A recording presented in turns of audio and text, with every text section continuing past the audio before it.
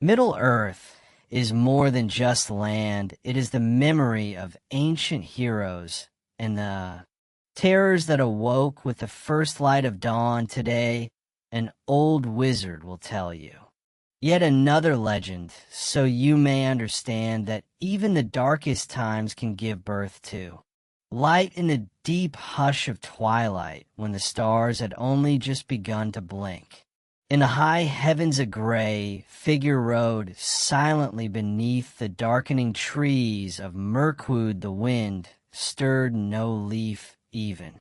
The creatures of the forest dared not speak aloud, for this was no ordinary journey, and these were no ordinary woods. Long ago Milkwood had another name. Greenwood, the great, a land of light and song, where elves walked openly and birds made melody in the boughs. But that time had passed like a dream at dawn now. A shadow had crept into its heart, blackening the roots and darkening the skies. Trees leaned like whispering sentinels. The very air grew thick with watchful dread, riding with quiet urgency. Was Gandalf the Grey, a wizard known in many lands, though few knew his true name or nature? He bore no army nor grand display, only a staff of ashwood, his sword glamming and the fire of purpose in his heart. He had come seeking truth, dark, terrible truth that few dared even to name, for whispers had spread among the wise, and necromancer had taken hold of the fortress called Dol Guldur, which loomed like a thorn at the southern edge of Mirkwood. Strange creatures were said to pass its gates, and men who ventured too near were never seen again. Most chilling of all, the name of Sauron, the great enemy of the ancient wars, was once more spoken in quiet corners. Could it be that he had returned? Gandalf's steed moved swiftly through the forest paths, guided by no road, but by the wizard's will. He did not pause, for the night was deepening, and every step brought him closer to the black tower.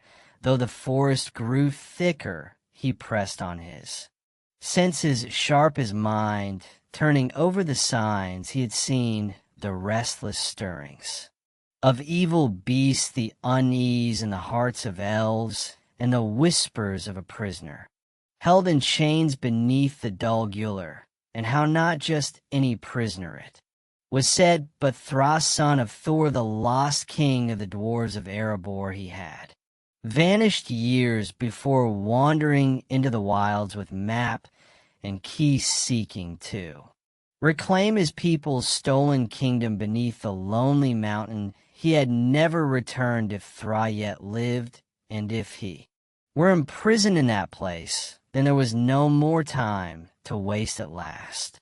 Through the tangled blackness of trees, Gandalf glimpsed the distant silhouette of Dol Guldur.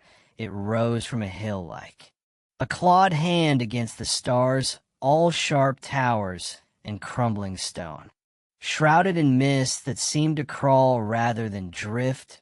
No lights burned in its windows, no horns rang from its gates, but the very silence was a scream in the soul. Gandalf dismounted and whispered to his steed. The horse, brave though it was, balked and shivered, unwilling to draw nearer with a final stroke along its neck. Gandalf left it there in the trees, knowing he would return by foot or not at all. Clutching his staff, he crept along the twisted roots and broken stones, skirting the narrow path that led to the gate. Magic shimmered faintly about him, a warding veil that softened his steps and turned the glance of watching eyes. For though he seemed but a gray-robed pilgrim, Gandalf was far more than that. He was of the Istari, the wizard folk sent from across the sea, and of them he bore a secret fire. Though it burned quietly within, he did not attempt the main gate. for such folly would have ended in swift death. Instead, he slipped. Along the outer wall, his hand pressed to the cold stones, the very rock of the fortress seemed to breathe with malice, and shadows clung to its corners like spider silk. He searched until he found what he sought, a narrow crevice, half choked with moss and rubble, just wide enough for a man to pass through. If he crouched low and held his breath into the darkness, he went. The passage was tight and foul-filled with a scent of decay, and damp stone. Rats scuttled ahead of him, and something unseen hissed in the gloom. But Gandalf pressed on deeper into the buffles of the fortress, guided now by the faint echo of tormented voices far below. Hours passed, or none at all. Time held no meaning in such a place. At last he reached the dungeons herein. The roots of Dol Guldur, the walls wept with moisture, and chains clinked faintly on the stone cells lined the corridor, each one heavy with silence and grief. Gandalf moved past them, peering into the gloom. Most were empty, but in one he heard the scrape of metal and the low rasp of breath. He stepped forward. Within the cell, curled like a beast in a corner, was a figure barely alive. His beard was long and ragged, and his clothes hung from him in tatters. Scars crossed his face, and madness flickered in his eyes. Yet even in ruin, Gandalf knew him. "Brain," he said softly. The figure stirred, blinking through bloodshot eyes. He did not answer. "Thra, son of Thor, do you know me?" A moment passed, and then the broken dwarf crawled toward the bars. His eyes for an instant cleared. "Ray Pilgrim," he whispered, you have come. I have said, Gandalf, and I must know. Who holds you here? What evil commands this place?" Train trembled and grasped at the bars. "Is here the eye? He has returned." Gandalf felt his heart turn to stone. "Speak plainly," he said. "Is it Sauron?" But Thra only moaned and beat his fist upon the floor. "Took it from me, the key. The map, he has it. He seeks Erebor. He knows." Suddenly a shriek rang through the dungeons, a terrible, inhuman cry that echoed from the walls like the scream of the abyss. Gandalf turned, staff in hand. "We are discovered," he said grimly. Train grasped his cloak with a final surge of strength. "Do not let him take it, the mountain, the fire." And then his body went still. His breath had left him. The scream came again, nearer now, and from the far end of the dungeon hall a shadow began to move. There are places in Middle-earth where darkness does not merely dwell, it reigns. Dol Guldur was such a place in that ancient stronghold, once raised by elves, and now defiled. The walls themselves seemed to brood with malice, and every stone bore the weight of countless unspoken torments. As the shadows stirred and a dreadful cry echoed once more through the gloom-choked passage, Gandalf rose from Thra's lifeless side, his heart heavy, but his hand steady upon his staff. The moment he had long feared had come upon him like a storm from a clear sky. He had pierced the veil, descended into the abyss, and the abyss had taken notice. No longer did the wizard conceal his presence. The enchantments that had shielded his steps were cast aside, for stealth had run its course and would serve him no more. Light flared from the tip of his staff, a cold silver fire that drove back the shrouding blackness and revealed the true face of the dungeon. Walls lined with rusted chains and bones left to rot in silence, ceilings dripping foul water, and doors etched with cruel runes not written in any tongue of elves, or men as sound low and terrible grew.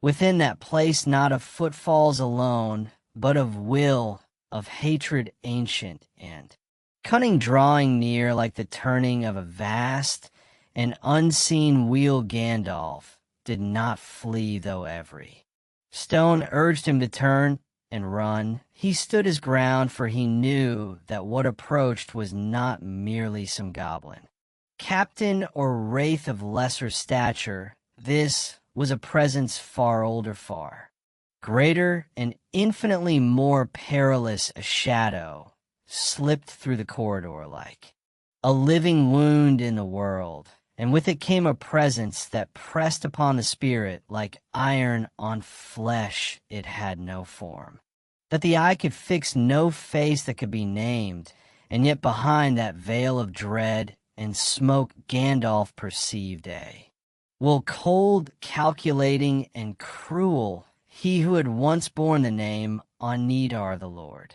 of gifts, now hid behind another guise, the necromancer. Yet no illusion could long deceive the wise, and Gandalf's heart, though it quailed, did not turn away. The figure halted just beyond the light, a vast blur of shadow and power that seemed to tremble with barely constrained malice. Then it spoke not aloud, but into Gandalf's very mind. You trespass, gray wanderer.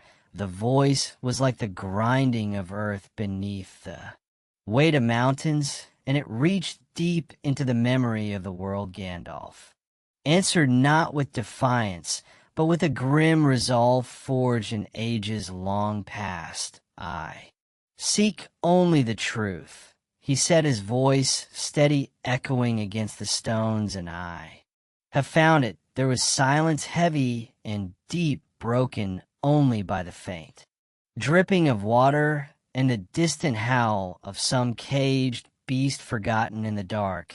Then the shadow moved again, drawing closer. You are bold to come here alone, yet not bold enough to name me, though you know me well.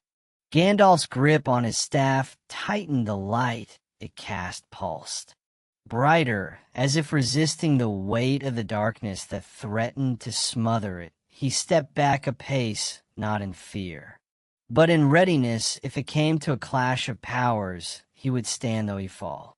In the doing, you are Sauron, he said at last, giving voice to the fear that had stirred in the hearts of the wise, returned from the shadows of defeat, and hiding still from the wrath of the west. The name struck the gloom like a bell, tolling at the break of doom. The shadow recoiled, or seemed to, but whether in anger or amusement Gandalf could not tell. The prison shook, and a wind arose from nowhere, tearing through the dungeon with the smell of death and ashes. You are meddlesome old fool, the voice said, harsher, now tinged with ancient wrath, but you are late. My plans are already set in motion. Erebor shall fall, and with it the strength of the north. Gandalf raised his staff high, and a ring of fire bloomed about him, a shield of flame woven with the spells of old. Taught to him in the west, beyond the sea, the shadows flinched from its heat, and for a moment the dark figure paused. Your schemes shall not go unchallenged, Gandalf said. You may strike from secret places and corrupt the hearts of the weak, but light shall rise against you even in the darkest hour. The air thickened, a coldness deeper than mere frost reached for him, clutching at his limbs, seeking to drain the warmth of life, and the strength of old Gandalf staggered, but his fire flared brighter, and the dungeon walls cracked with a strain of power meeting.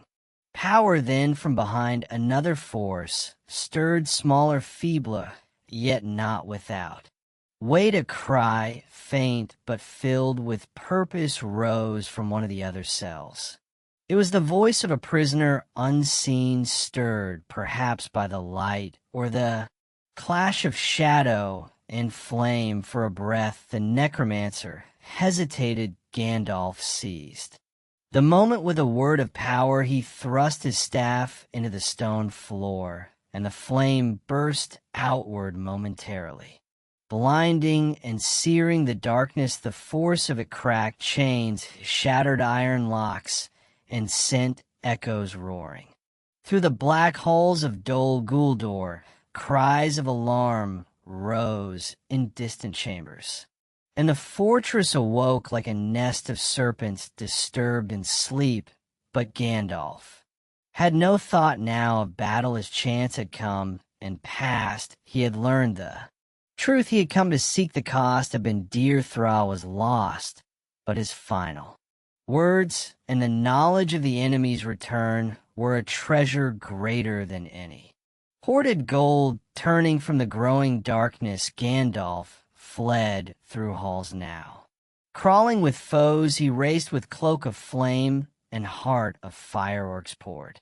From hidden tunnels, and things without names howled from below, yet none dared stand directly in his path, for the fire of his wrath still burned fierce in his staff cast bolts of searing light into the black. He reached the narrow crevice by which he had entered, now half choked with rubble from the force of his magic. With a final effort he passed through and emerged into the wildwood beyond, gasping like a man pulled from deep water. The night air struck his face like a bomb, though even here the forest felt darker than before. Behind him Dol Guldur loomed like a wound in the world, but he did not look back. Gandalf staggered to where his horse waited, trembling but unharmed, and mounted in silence. He spoke no word until the black hill had fallen from view behind the trees. Then in a low voice he said only this: it is worse than we feared. And he rode into the night, bearing the shadow of truth with him, to a council that must soon be called, and to a war that would change the shape of the world. Across the wild and watchful woods of southern Mirkwood, Gandalf rode in haste beneath a shroud of ancient trees that leaned and whispered overhead like living sentinels. Their blackened boughs would together high above the forest floor, and the stars were veiled as though the sky itself had turned away from that darkened land. The wind moved low among the roots and hollows, soughing with mournful voice through leaves that never stirred by sun. Joy the wizard, the weary and shadow-laden, urged his steed forward with quiet command, for the fire of urgency burned within him, and the words of Thra spoken in madness and despair echoed ceaselessly in his heart. Ever the lonely mountain, the key, and the map, both fallen now into the hands of the enemy. It was no longer a question of chance or idle suspicion. Sauron the Lord of the Rings had indeed returned, and though he wore no crown nor sat upon a throne, yet already his hand reached far, and the waking world stood on the edge of a storm unseen beneath the surface of things. Among the ruined keeps of forgotten kingdoms and the darkened corners of the earth, the net was being cut threads once. Broken were being drawn together again, and old alliances of evil thoughts, scattered or dead, were stirring in the deep places as Gandalf rode northward. His thoughts turned grim. He had known fear before upon the bridge of Khazad in days yet to come, and in the long war against the Witch King of Angmar. But this fear was of a different kind. It was the fear of unseen design, of a shadow growing not by brute force, but by slow cunning, like poison sipped in silence. The enemy moved with patience, like one who plays a long game and has time beyond reckoning to see it through. The gray wizard passed through The glades of the woodman, though he did not linger nor seek shelter even there. In the villages where folk lived hardy lives by axe and firelight, the mood was darkened windows were shuttered long. Before dusk, and children no longer sang in the fields tales of unseen beasts of footsteps at night, and voices without form had grown common. Gandalf saw the signs in every weary eye, in every half grown cold with worry the Dol Guldur's. Poison was spreading, seeping into the land like a tide of black water, and none were untouched. After many leagues and several days of hard riding, Gandalf came at last to the northern reaches of Mirkwood, where the air, though still heavy with shadow, held a glimmer of the old forest memory. Here the trees stood taller and more proudly, and shafts of light yet broke through the canopy silver, and green birds sang in distant thickets, and the wind carried no malice, for here the power of the elves yet endured a fading bulwark of light in a world that grew ever darker. It was to Thranduil, the elven king of the woodland realm, that Gandalf first brought tidings of what he had seen in the carved halls beneath the forest hill, amid columns of stone shaped like the trunks of ancient trees. The elven lord received him with guarded courtesy. Thranduil was wise and proud, and though he mistrusted the wide world and its shifting perils, he did not scoff at the warning there by torchlight, and amid the scent of pine and polished wood, Gandalf recounted the tale of Thras, imprisonment and death, of the necromanc's rise, and of the terrible truth that Sauron had returned. The hall grew still as stone while he spoke, and the elves listened as if the forest itself had hushed to hear. This is ill news indeed, Thanwith said at last, his voice quiet as snowfall, yet iron beneath. For if it is as you say, then not only Mirkwood, but all the lands of the north are in peril, and yet I wonder why does he seek Erebor? Why the lonely mountain? Gandalf answered, and his voice rang with a deeper tone, a shadow of foreknowledge in his words. Gold, not his desire, nor vengeance alone. Erebor stands at the meeting of the lands north, south, east, and west. Whoever holds it holds the gates of the Wonderland, and beneath that mountain lies not just treasure, but strength. The dwarves may be scattered, but their hearts are not broken. Unite them, and they become again a hammer that might be wielded against him. Dandwell's eyes narrowed. You speak of uniting the dwarves, but their pride runs deep, and their grudges deeper still. Will they rally, do you think, to such a call? To that Gandalf gave no certain answer, for he knew the hearts of dwarves were hard to move, and the line of Duran bore both courage and stubbornness in equal measure. Yet a seed had been planted in his thought, and though its fruit was not yet ripe, he saw in distant memory a path forming a company of brave hearts, a quest into forgotten halls, and the awakening of old powers. I must speak with the White Council, he said at last, with Eland of Rindal, and with Galadriel of Lorien, and even with Saruman, though his mind has turned to other matters. For if we do not act, Dol Guldur will become a stronghold of darkness greater than it was of old, and then it shall be too late. So saying, he took his leave, and Fanduil, though slow to rouse to war, did not refuse him a message, was sent swiftly to Lorien, and another to Amardress, though few roads ran so far, and fewer still remained safe.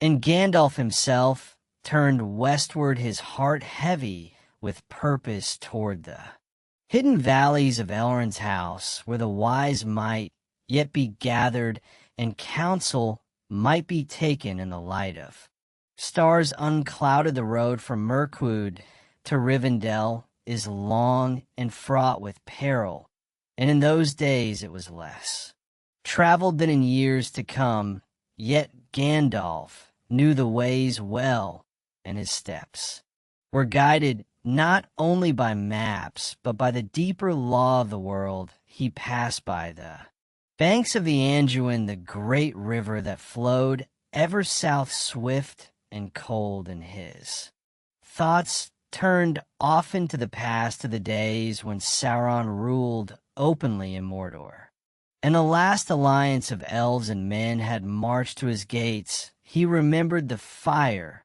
and the ruin, the great battle upon the plain before Barad-dûr, and the fall of Gil-galad and Elendil. He remembered Isildur's fatal choice, and the ring that was not destroyed, for though none yet knew where the one ring lay, Gandalf could not forget it, nor the shadow it cast even now across the world. Yet the more immediate threat was Dalier and the dark will that stirred. There Sorin had not claimed his ancient name, nor revealed himself in full. He played a longer game, testing the strength of the free peoples, probing the edges of their watchfulness, building his strength in secret. But now that secret had been pierced and a light had been shown into the depths, Gandalf's journey was far from ended, and greater trials yet lay before him. But in the halls of Rivendell a meeting would soon be held that would set many fates in motion, fates tied not only to elves and wizards, but to hobbits yet unknown and kings yet unreturned. Thus he rode swift and silent toward the west, and the winds of the world stirred behind him the road. To him Ladris, though hidden to many and veiled in enchantment, welcomed the gray pilgrim, as it had in ages past, for Gandalf had walked that way many times before, through sunlit summers and winters filled with frost.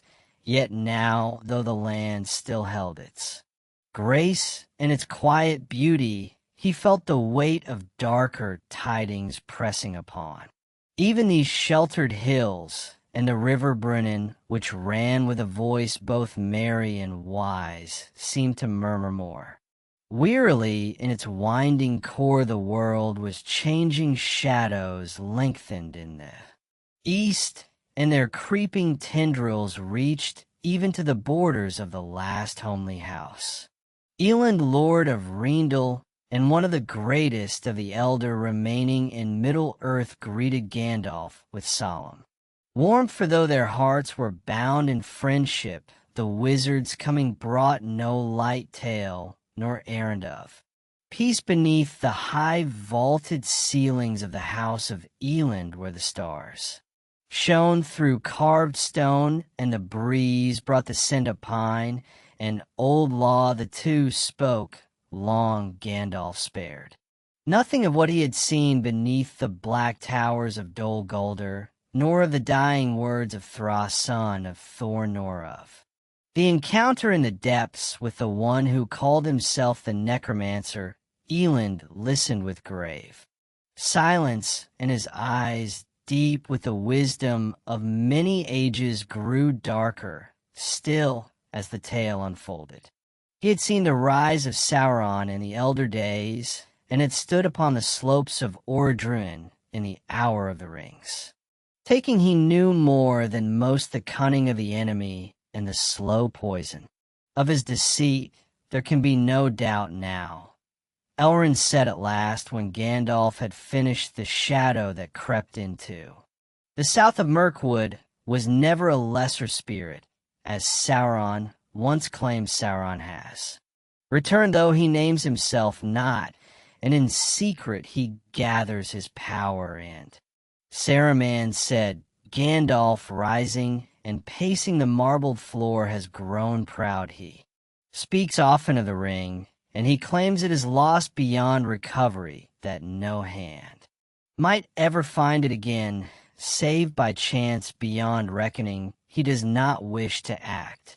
Swiftly his counsels grow colder. Elrond's gaze lingered upon the fading fire in the hearth, and his voice was like the wind through leaves. Then we must call the council.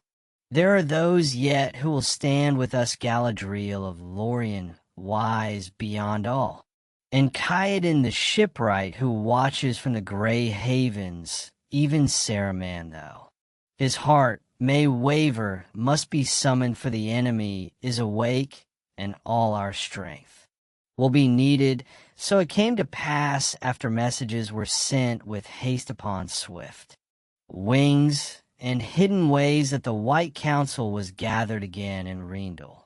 As they had not assembled for many long years, they came robed in power and knowledge, each bearing the weight of ancient wisdom and grief. Galadriel came from the golden wood fair, and terrible her gaze, seeing farther than any mortal. I, Saruman, the white chief of the order of the Istari, and eldest of their kind, came in great splendor, his voice like the silver of bells, though behind his words now dwelt a guarded pride. From the south came emissaries of knowledge, and from the west tidings brought by Caidan's messengers, though the shipwright himself came not there.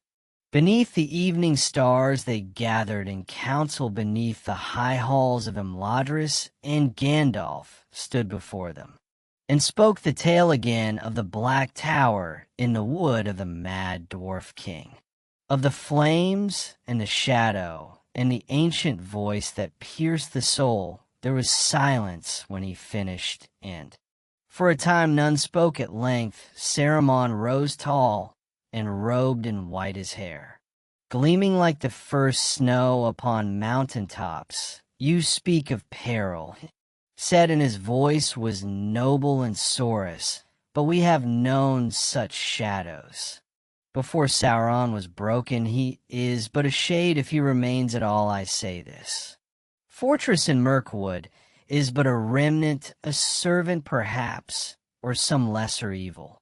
Drawing on the memory of greater darkness, Gandalf turned, and his voice was clear, though not raised in anger. You were not there, Saruman, you did not feel the weight of that place, nor hear the cry in the deep. Thra was no liar in his madness, came from torment no mere ghost could devise. I tell you now, it was Sauron himself who walks in Dol Guldur, and he does not idle. Galadriel, who would watch the exchange in stillness, now lifted her gaze. Her eyes were as stars in a night, yet untouched by time. I believe Gandalf, she said, and I feel the darkness growing. My woods are not as they were, and the leaves whisper of fear. If we do not act now, while he is yet hidden, he will become a storm we cannot withstand. Even who rarely spoke in haste added his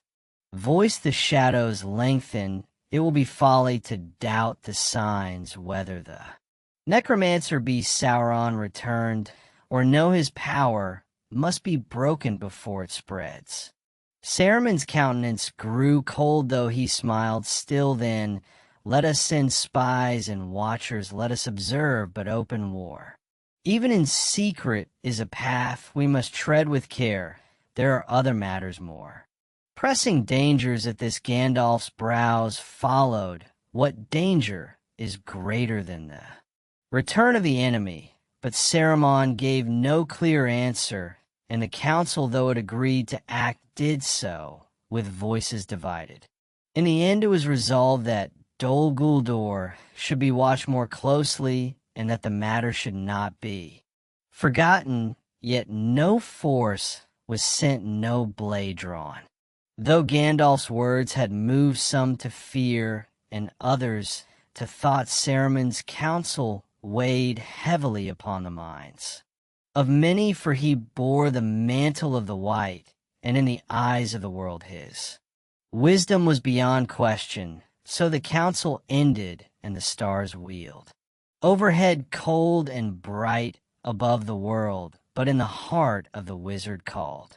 Gandalf doubt gave way to resolve he would not wait for councils. To turn their wheels if the enemy had returned, then even in secret light must. Rise against him, he turned his thought again to Erebor and to the key. In the map taken from Thra, there was a stirring in the north and in distant lands, company yet unmade waited in the shadow of destiny, and so Gandalf the Grey rode. Forth once more not to Rivendell, nor to Lorien, but into the far lands where dwarves whispered of dragons, and where a small quiet people dwelt in green hills. Under the earth, not knowing that their peace would soon be broken in the world. Forever changed the moon rode high in the heavens when Gandalf at last turned his path westward and south, leaving behind the mist-veiled valleys of Imladris and the lingering echo of counsel spoken beneath the stars. Though the matter of Dol Guldur had been laid bare before the White Council, and the truth of Sauron's return unveiled too, those who might yet shape the fate of Middle-earth, no swift action had been taken, and the wizard's heart grew heavy, with the knowledge that delay might well prove the most perilous folly, for while the wise debated and the seasons turned, the enemy would not lie idle, nor would his will be weakened by silence the path.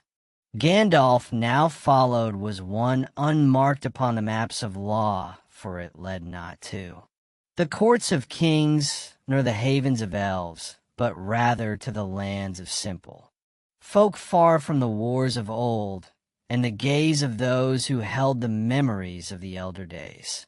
He turned his mind again to the north, to the mountain that once shone with the gold of Duran's line, and to the dragon that had for in the quiet musings of wisdom and foresight he had come to see that the fate of Erebor long forgotten by many was bound to the greater struggle that lay ahead. Thus did Gandalf ride through the leagues of Middle-earth, crossing wide plains where deer yet ran in the dusk, and along the winding courses of rivers that glimmered like silver threads beneath the moon, he passed the weathered ruins of forgotten kingdoms, towers overgrown with ivy and echoing only with the calls of owls and the rustle of foxes in the underbrush. Yet always he pressed on, seeking not soldiers nor swords, but something smaller yet of no less worth in the weaving of fate for the wizard's thought. Turn now to the dwarves of the lonely mountain, and to Thorin's son of Thra's son, of Thor the last heir of the line that had ruled Erebor in its days of glory. He had seen Thorin once in the Blue Mountains, and though the fires of pride and sorrow burned deeply in him, Gandalf perceived in him the strength of his fathers, and perhaps a glimmer of the courage that might one day rekindle a fallen realm. But courage alone would not suffice to take back the mountain, for in it still slept the dragon Smoke greatest of the winged fire drakes of the north, whose fury had laid waste to Dale, and driven the dwarves from their halls in a storm of flame and ruin. To defeat such a creature was a peril few would dare, and fewer still could hope to survive. Yet Gandalf, in the quiet workings of his mind, saw a chance not by strength of arms, but by cunning, and by the gathering of unlikely allies, and so his thoughts wandering far as he journeyed turned at last to a small folk living in a land few knew or cared to, no tucked away in the west beneath green hills and peaceful skies the Shire. And the hobbits who dwelt there was in Gandalf a love for these people, not for their power, which was slight nor their wisdom, which was simple, but for their quiet strength, their laughter, and their enduring hearts in them, he saw a quality rare in the world, a resistance to the whisper of the dark, and a steadfastness that held firm even when great winds blew. It was in their nature to go unnoticed, but Gandalf had learned long ago that such folk could surprise even the wise when the hour grew dark. Thus it was that as he rode beneath the swaying boughs of willows and the open skies of the downs, he remembered a door beneath a hill round and green, with a brass knob shining in the sun, and a hobbit who had once run from him in fright, though he had only come bearing fireworks and tales. Bilbo Baggins of Bag, and there was something in him Gandalf had thought, something not yet stirred, and perhaps in the turning of the world the time had come to awaken it. He reached the Shire on a morning touched by dew and bird song, when the fields were green and the hedgerows bursting with blossoms few there. Took note of his coming, for wizards were not a common sight, and most folk seeing the tall gray figure with his staff and broad-brimmed hat looked away, and muttered of queer folk from strange parts, but Gandalf cared not for their glances nor their whispers, for he had known their kind long and well, and the grumbles of hobbits were but the music of a land still untroubled by great evil. When he came at last to Bag, and the round green door stood just as he remembered it, and smoke curled merrily from the chimney, the garden was well tended, and the sound of humming came faintly from within. Gandalf smiled to himself and rapped his staff upon the door, the sound echoing oddly in the stillness of the lane. There was a pause, a shuffle of feet within, and then the door opened too, revealed Bilbo Baggins, looking somewhat older than Gandalf, recalled though the fire in his eyes, remained surprise, crossed the hobbit's face, followed quickly by uncertainty. Gandalf, he said at last, as if half remembering a dream. The wizard bowed low, his beard sweeping the doorstep. At your service, Bilbo Baggins. The days that followed passed in curious fashion, for Gandalf did not speak at once of dragons and quests. Instead, he lingered, walking the lanes and smoking beneath the pathy tree, watching the hobbits at their work and at their feasts, yet all the while he pondered in silence. And when the time was ripe and the moon hung pale in a sky dark with portent, he began to set his plan into motion, a plan that would gather a company of dwarfs led by Thorin Oakenshield, and send them eastward upon a road none could foresee, toward gold and fire and destiny. For though Sauron stirred in the south, and the shadow crept once more over the world, Gandalf saw that the key to the coming storm might lie not in the towers of kings, but in the courage of one small hobbit and a dragon's horde, soon to be awoken. And so beneath the quiet stars the first stones of a great tale were laid, not of war, yet nor of ring and ruin, but of a journey that would one day shake the foundations of the world. In the quiet days that followed his return to the Shire, Gandalf walked often beneath the swaying trees of Hobbiton, his tall frame bent beneath the sweeping boughs, and his thoughts deep upon matters far removed from the warm hearths and cheerful chatter of hobbit holes. Though he spoke little of it, the memory of Dol Guldur remained ever near, a weight upon his heart like a stone bound with iron. The cry of the necromancer in the depths of that black tower,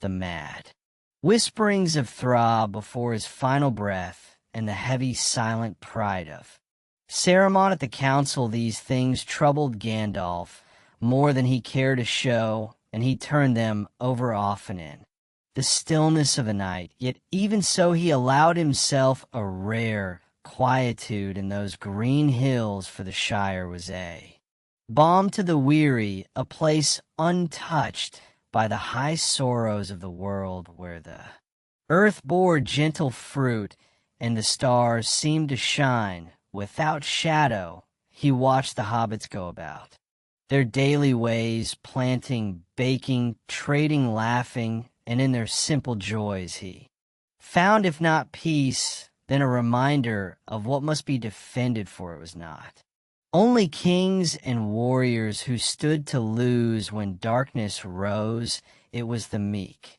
and the merry, the song by the fire, and the laughter of children, the sweetness of pipe smoke at evening, and the rustle of leaves along a country lane.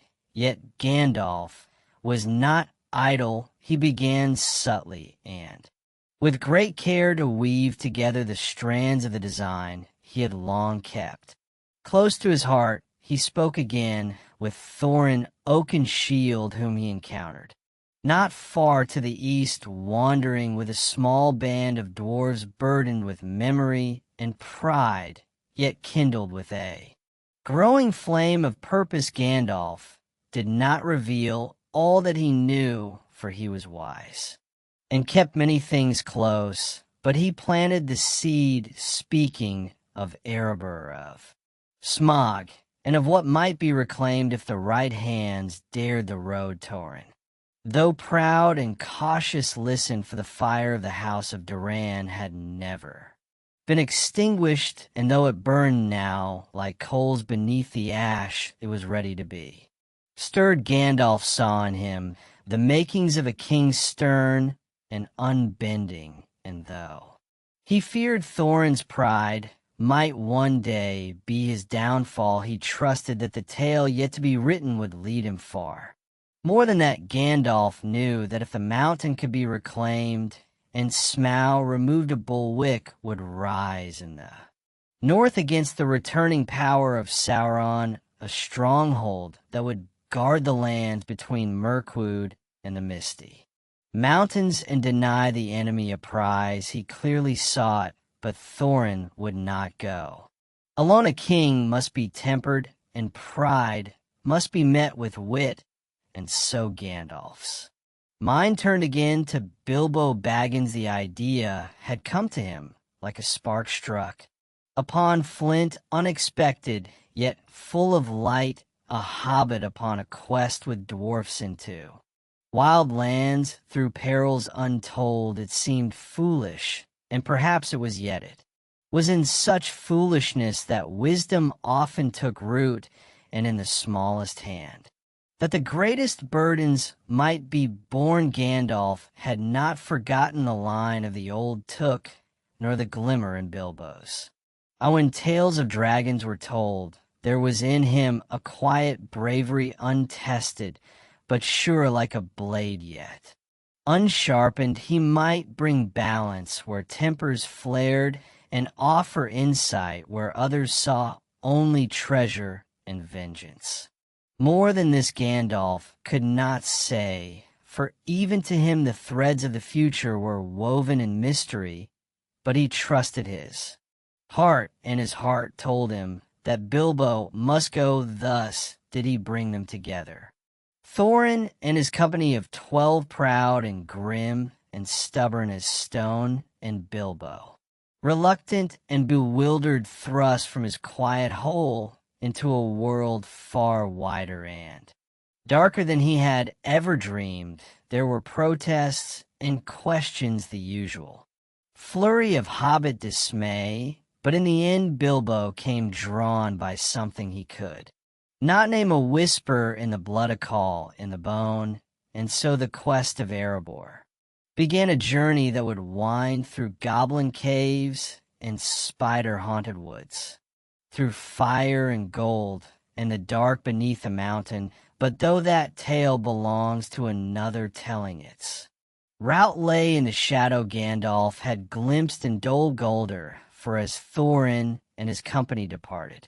Westward Gandalf did not go with them for long. He left the company near the borders of Mirkwood, drawn once again to the fortress that loomed over the forest like a crow perched upon a dying tree.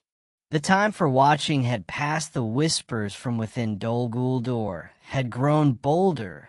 Fell things stirred beneath.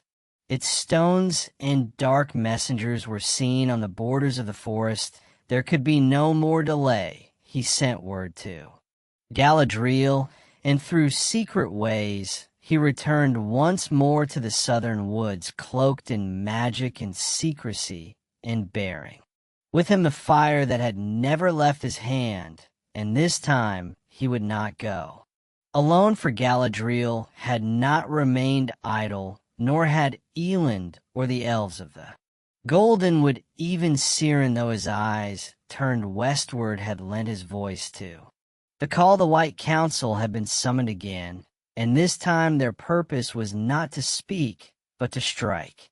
The day had come at last when the wise would test the strength of the shadow and lay bare the truth of the necromancer's power. Gandalf, who had seen the darkness in the deeps, would now return with others beside him, and the towers of Dol Guldur would tremble, for though the enemy had returned and the night was deepening, yet still there were those in Middle-earth who would not yield to despair, and the fire of the west had not yet gone out in the southernmost reaches of Mirkwood, where the trees stood thick and silent, and the air was choked with the scent of rot and ash. The hill of Ammon Link, once fair and green, now rose dark and fell like a crown of ruin upon its summit. Loomed Dol Guldur, the hill of sorcery, clad in shadow and crowned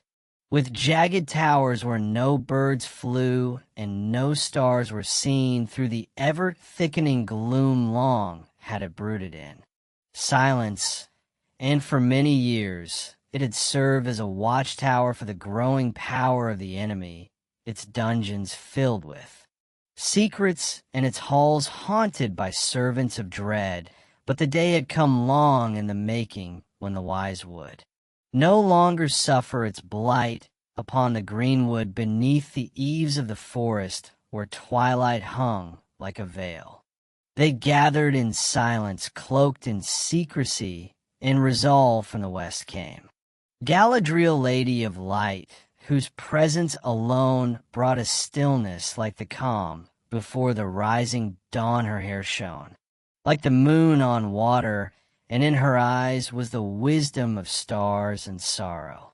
Beside her stood Elrond, half elven tall and noble, with the memory of many ages.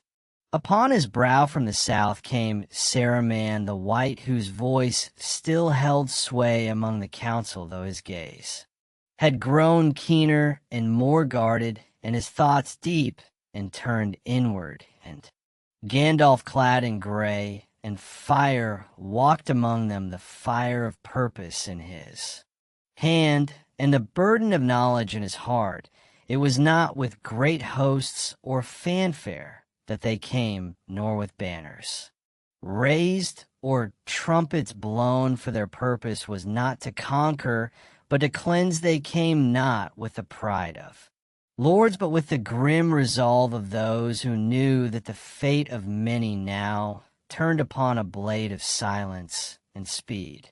For Sauron had not yet declared himself to the world, and though he had gathered his power in secret, his mask was not yet cast aside, and his dominion not yet openly restored. Together they moved through the forest like a shadow of light, unseen and unfelt, save by those whose hearts were dark enough to tremble at their passing. The very trees seemed to hold their breath as the company approached the hill, and the creatures of the wood, long twisted by the creeping rod of Dol Guldur, fled into the deeps. All fell silent, and when at last they stood before the gates, Of the fortress, the land itself seemed to shudder beneath them, for the presence within had grown strong, and it knew that.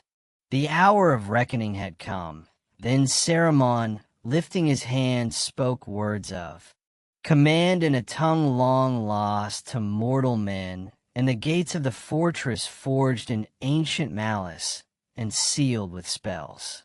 Of dread buckled and burst a thunder with a noise like thunder. Under the earth a wind of foul air rushed forth, filled with a stench of death and despair, but it was met by a light that sprang from Galadriel's hand, pure and silver like the stars of old, and the darkness recoiled from it, as from a sword of flame. Into the ruin they passed, descending into halls filled with shadow, where whispers clung to the stone like spider webs, and the walls wept with memories of torment. There were cries from within, high and low, as the servants of a necromancer stirred, orcs clad in black, iron wraiths cloaked in fog, and darker things that had no name in the tongues of elves or men, yet none could stand long before the wrath of the wise.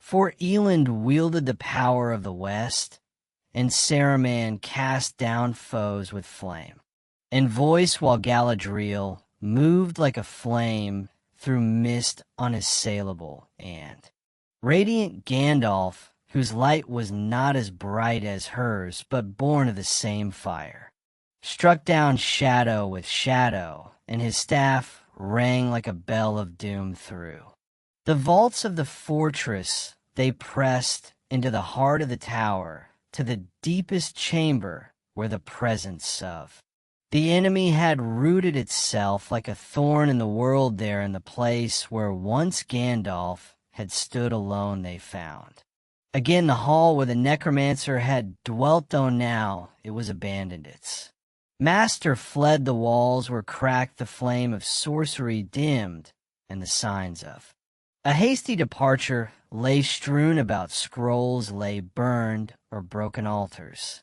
shattered, and the traces of foul experiments, the crafting of fear and domination, stood half finished or left to rot.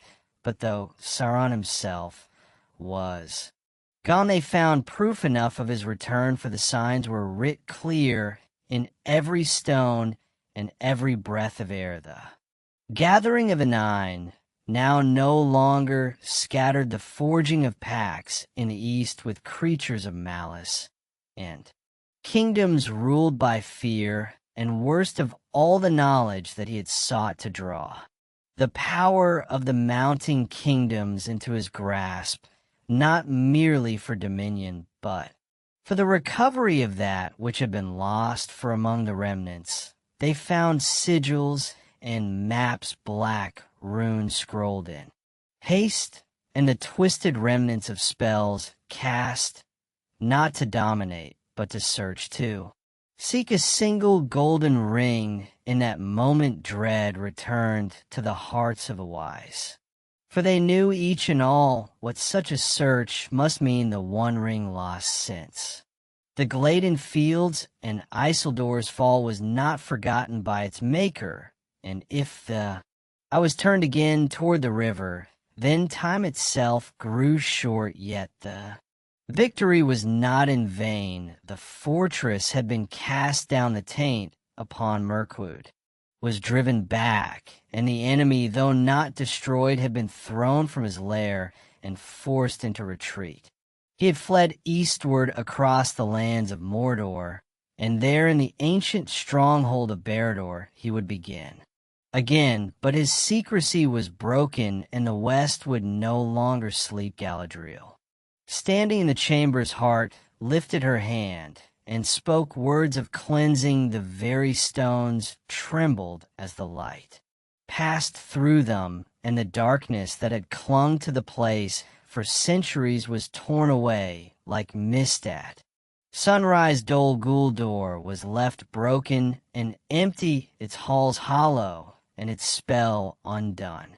though the scars it had left would long remain upon the land, so the wise withdrew, and the forest breathed again, but Gandalf, even as they departed, looked, not westward, but north, for in the company of Thorin, Oakenshield the Hobbit had set out upon a road that would lead them to fire and gold, and through them perhaps to a chance that even the ring itself might be found, not by the enemy, but by hands unlooked for, and in that thought hope stirred. Again the days that followed the cleansing of Dol Guldur passed in silence and shadow, for though the tower had fallen, and its stones were left black, and broken, the evil that had dwelt there had not perished, but had merely fled like smoke driven before a wind, only to settle once more where fire still burned. The wise had struck a great blow, and their light had driven back the tide, but the deeper war was yet to come, and already the enemy had found a new stronghold, more ancient and terrible than the last, for beyond the ash plains and the black mountains of the east, behind the secret borders of the land called Mordor, the old fortress of Barad was rising again, stone upon tower rebuilt, not by mortal hands, but by will and sorcery, the same dark craft that had shaped it in the elder days of the world. And though Sauron had fled from the wrath of the council, he had not done so in defeat. Rather, he had withdrawn by his own design, for the time of secrecy was ending. He would cast aside the guise of the necromancer and reveal his name once more, not to the hidden places, but to the kings of the earth, and the lands of the west would feel his shadow as they had not since the second age. Thus the wise, even in victory, spoke little, and their hearts were troubled. Saruman, though he had wielded great power in the assault upon Dol Guldur, grew more withdrawn in the days that followed, and those who spoke with him found his speech veiled in pride and wrapped in strange words. He claimed that the enemy had been driven back, and that now was the time for the lands of Middle-earth to build strength, to seek knowledge, and to guard against lesser perils of the One Ring. He spoke often, saying that it was lost forever, and that to seek it was folly. He cast out even on Gandalf suspicions, saying that such fancies distracted from the work that must now be done, but Gandalf remained unconvinced. The ruin of Dol Guldur had revealed too much, and the nature of the evil that had fled from that place was too certain to be mistaken. He had stood in its presence, felt its hunger and its ancient wrath, and heard the whisper of its will. There could be no doubt. Now Sauron the Dark, Lord of old, had returned, and he sought not only dominion, but the recovery of the One Ring, the master stone of his power. And so Gandalf, while others turned to rebuilding and watchfulness, turned his steps east and north once more, his mind filled with the dark and winding paths that might yet lead to hope for. Remembered the words of Thra in the dungeon depths, the broken speech of a mad dwarf who spoke of fire beneath the mountain, of a key and a map, and of a secret that Sauron desired. He remembered also the peril that still lay in Erebor, where Smaug the Terrible yet slept upon his hoard of power, great enough to lay waste to all the north if he were ever turned to the enemies. Will in those days, while the world believed the dragon lay undisturbed, Gandalf had feared that Sauron's mind would turn toward that beast. A single word from the Dark Lord, a promise of dominion or gold, and Smaug might rise, not as a scourge of dwarves only, But as a terror bent to the will of the shadow, the thought of such a pact filled Gandalf with dread, for should the dragon fall to the enemy, then all the lands between the misty mountains and the Sea of Rue would lie open before him, and Mirkwood itself would be lost. Thus it was that Gandalf had chosen his path with care, not only to strike at Dol Guldur, but to kindle a fire in the north to awaken the lost dwarfs of During Folk, and to set in motion the reclaiming of Erebor, for if the dragon could be cast down and the kingdom restored, then a bastion of strength would rise where once ruin had fest, and Sauron's plans would be broken upon a wall of stone and steel. And now, even as he turned southward again, the wizard's thought followed Thorin and his company, who with Bilbo Baggins at their side had passed into Wilderland and gone beyond the misty mountains their journey long. Prepared now drew near to the great forest and the river that wound through its heart, and Gandalf knew that perils awaited them, their dark woods, filled with spiders, haunted by shadows not yet cleansed, but he could not go to them. Now other matters called him. Word had come to him, faint but certain, that dark riders had stirred in the East Nazgul, the ring-wraiths of old who had long slept in secret tombs and fallen towers some, were moving again, called by their master's will, and already they were passing into hidden lands seeking something they had not yet found. Whispers told of ruins near the Sea of Rune, of old places once watched and now forsaken, where the Nine gathered in silence. If it were true, then Sauron had begun to summon his servants again,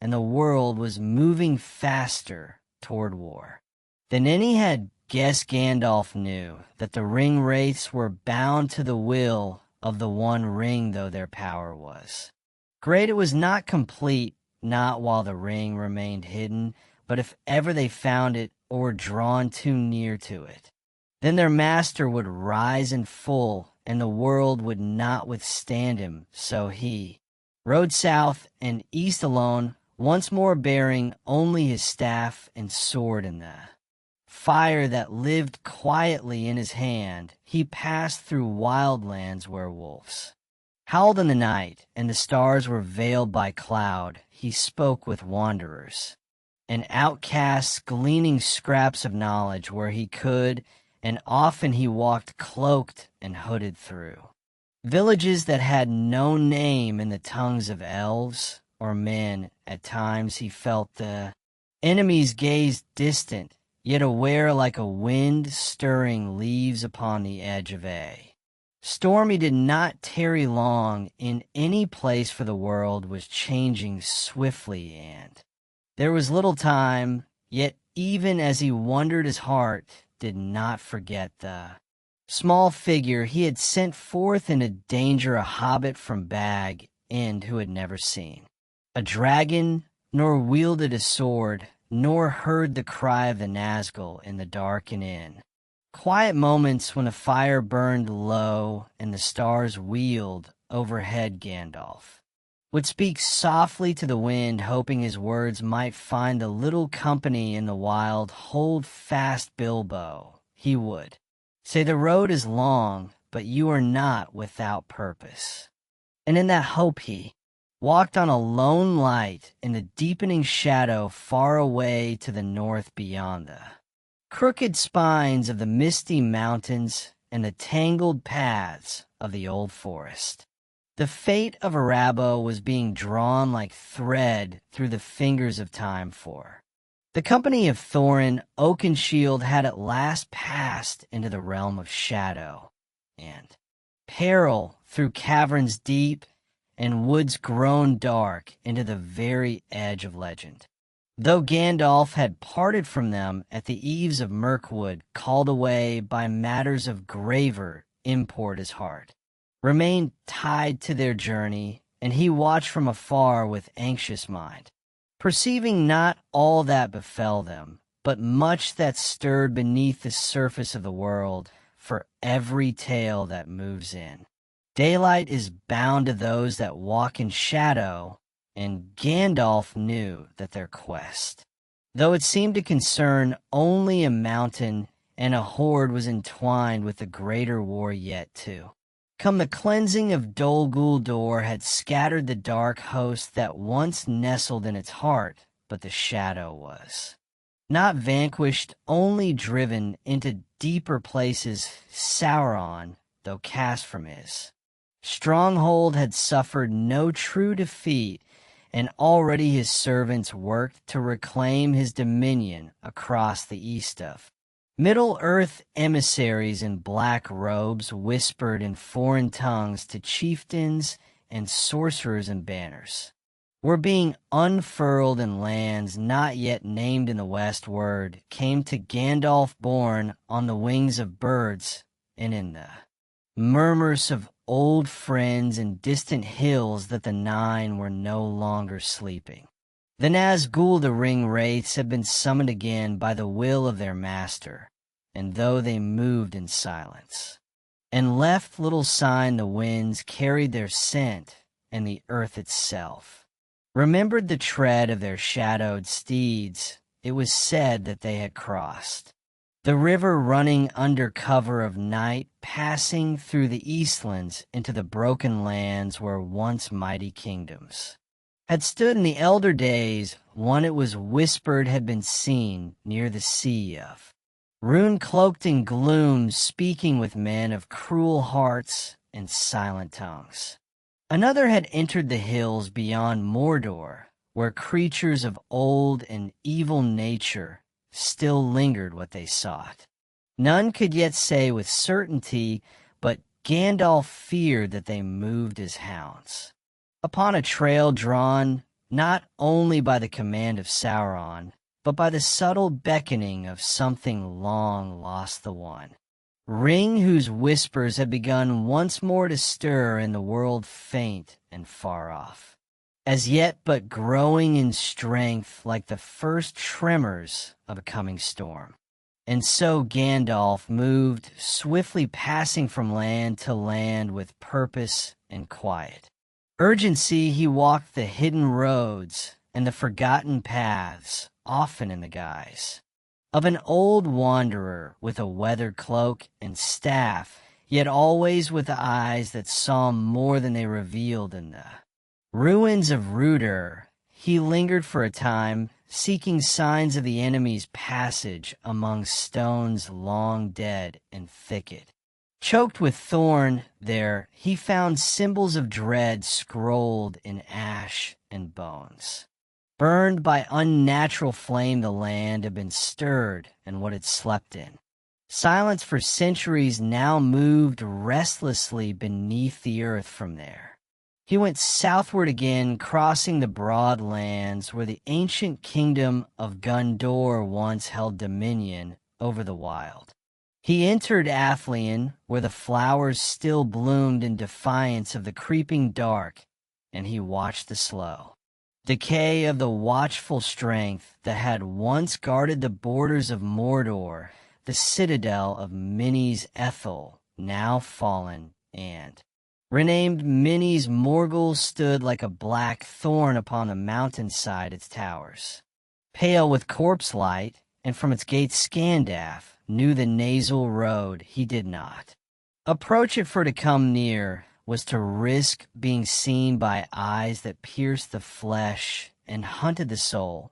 But from afar height he gazed upon it, and saw what many feared to name, that the valley of the Morgal Vale, once fair and green, was now a pit of sickness, and that the fortress, once raised by the hands of men, had become a den of wraiths and shadows.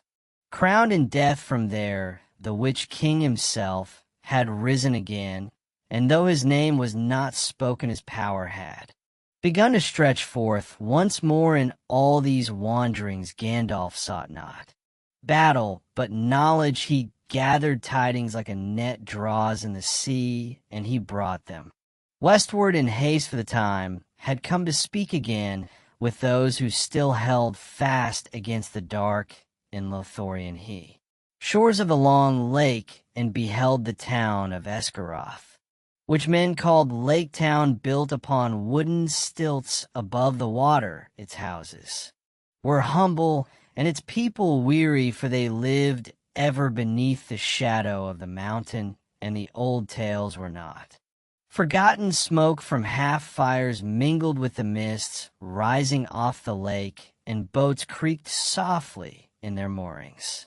Yet even in that place where life clung stubbornly to the edge of wilderness, the fear had grown. Gandalf saw it in the haggard eyes of the boatmen, in the anxious glances toward the northern skies, and in the silence that fell whenever strangers spoke of gold or dragons. The wizard passed through the town without delay, speaking only with a few of the elders who remembered his coming in years past, and who listened now with solemn faces as he warned them to keep watch and be ready for fire.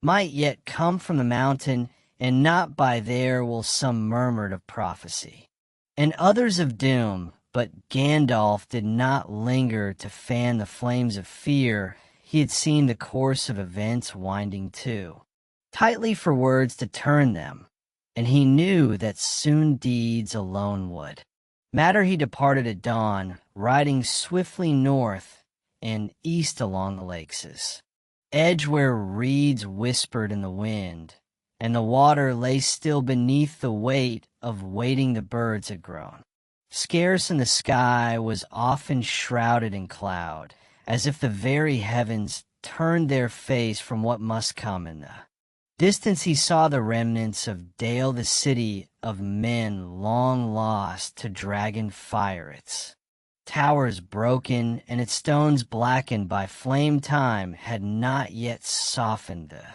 ruin, and the wind still carried the scent of old ash. At last he reached a high hill west of the mountain's gate, from where he could see more clearly the lands about. There he halted, gazing upon the desolation, that barren waste where nothing grew and no water flowed.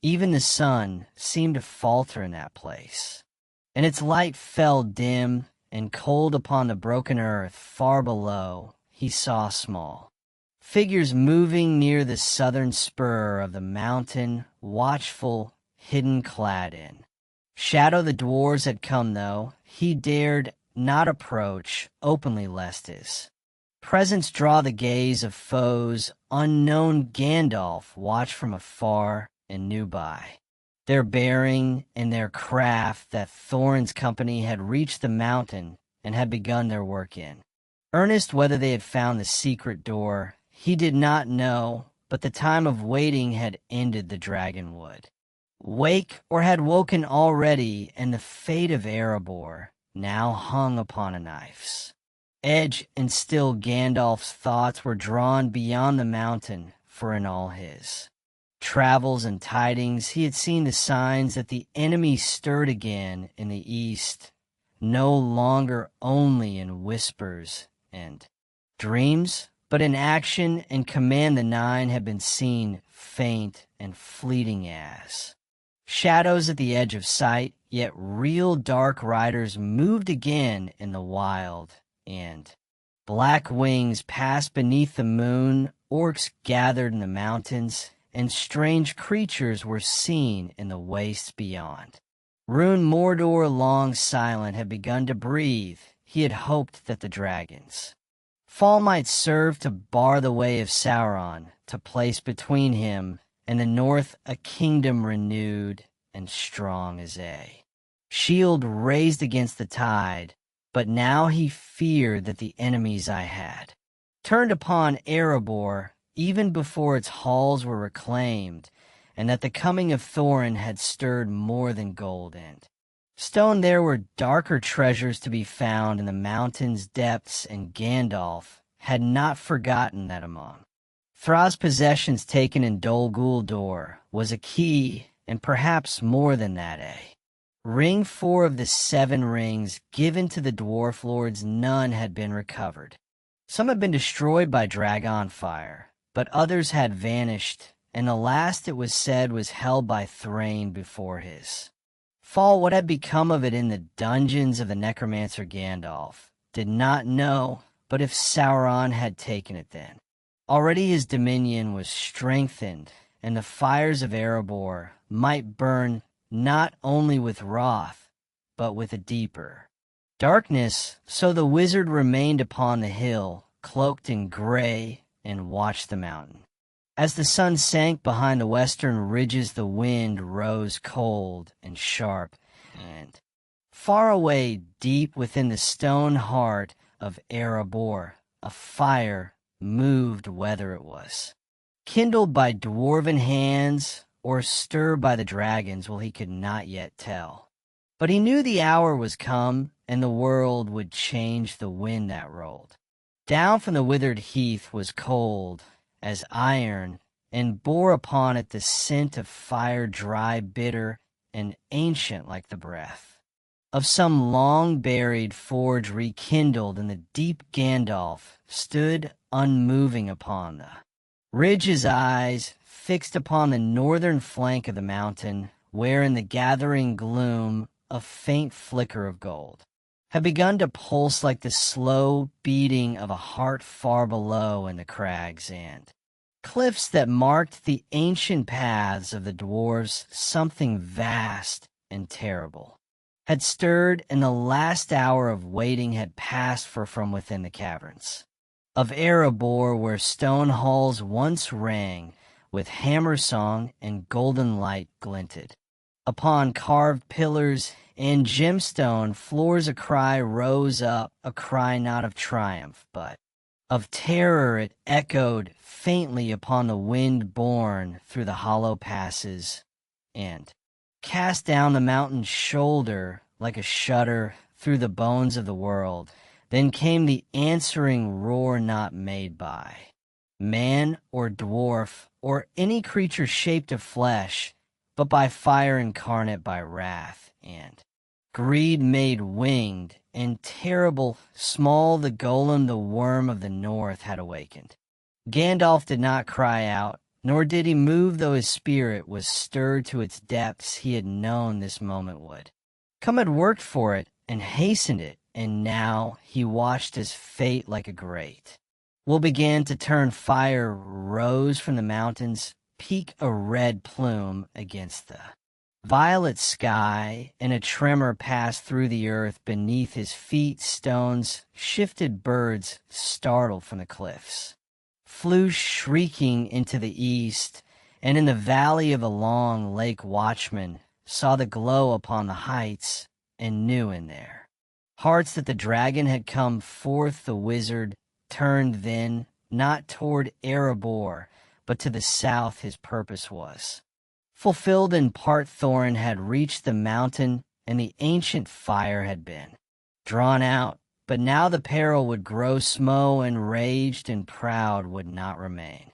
in his halls, nor rest while interlopers lingered near his treasure. His wrath would fall swift and far, and Gandalf feared what might come to the town upon the lake. He descended the hill and passed again into the shadows of the wild, swift-footed and silent as the wind, for he had much to do and little time remaining. He must reach the free peoples, rally the hearts of men and elves and dwarves against the gathering storm, and prepare them for the war that would now surely come. For Sauron, though hidden still in the east, would not remain so long. The fall of Dol Guldur had been a wound, but not a mortal one, and already his power was returning greater than before.